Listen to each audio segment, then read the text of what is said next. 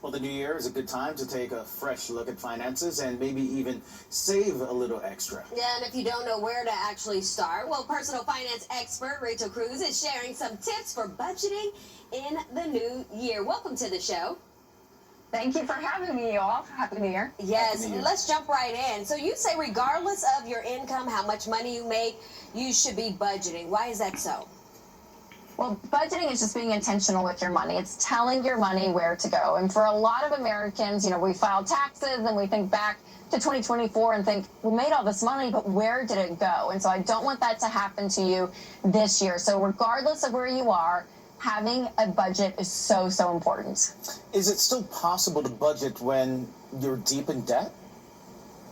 It is, and you want to put your debt in your budget. So the most effective way to budget is a zero-based budget. So you're going to take your income for the month, so we'll just pretend for January, and even get out a sheet of paper. You can do this on paper and write it at the top. And then you're going to list out all of your expenses, including some giving, saving, and your debt payments, and then everything else you have to pay. And so the goal is for your income to fill out all of those categories. So when you add up those categories minus your income, it equals zero. So every dollar of your paycheck throughout January has a plan, it has a name.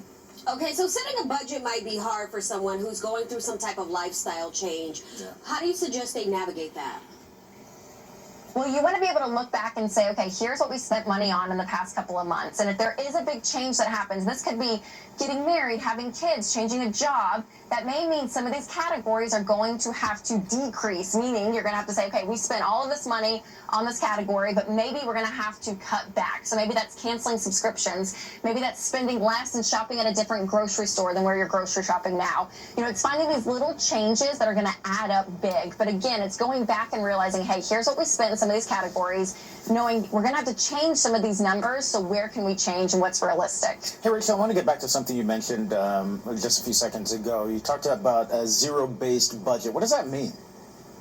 A zero-based budget just means that you have a plan for every single dollar coming in. So some people budget based on percentages and saying, the 50, 30, 20 rule, but a zero-based budget is just saying, here's the income for the month, and I'm only spending and saving what I make. And this really helps you stay out of debt, because some people live above their means, and that gets them deeper into debt, which is really difficult. And so a zero-based budget, again, is your income minus your expenses, including giving and saving, should equal zero.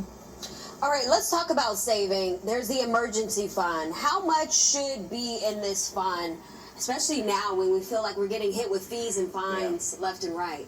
Yes, well, you want to start off with a starter emergency fund of $1,000. Now, 40% of Americans right now cannot cover a $400 emergency in cash. So for a lot of Americans, that means that they don't have $1,000 right now. So you're going to have to cut expenses, get a side hustle, do what you can very, very quickly and urgently to get $1,000. And then I want you to start working your way out of debt, which takes people on average around 2 years. Once you are debt free, you'll bump up that starter emergency fund to 3 to 6 months of expenses.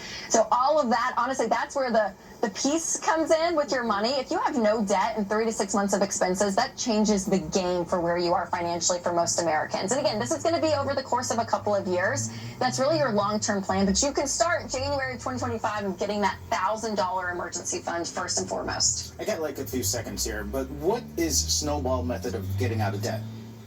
So the snowball method is one that I recommend, and that's where you pay off the smallest debt first. Some people want to tackle the highest interest rates, but paying off the smallest debt is so important because personal finance is all about behavior change, and you want to get quick wins, right? You're not chasing math here, you're chasing behavior change and encouragement, knowing, okay, even if it's a $400 credit card and I pay it off in full, I won. Like, I did something great, It's right? a win. And then you can move on. Celebrate your wins. That's right. That's All right. Well, Rachel, thank you so much for joining us today.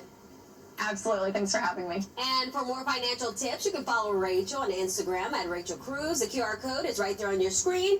We'll take you directly to her website, where she is actually hosting a free session on New Year finances. And some great tips right there from Rachel. Thank you so much. All right, well, coming up next,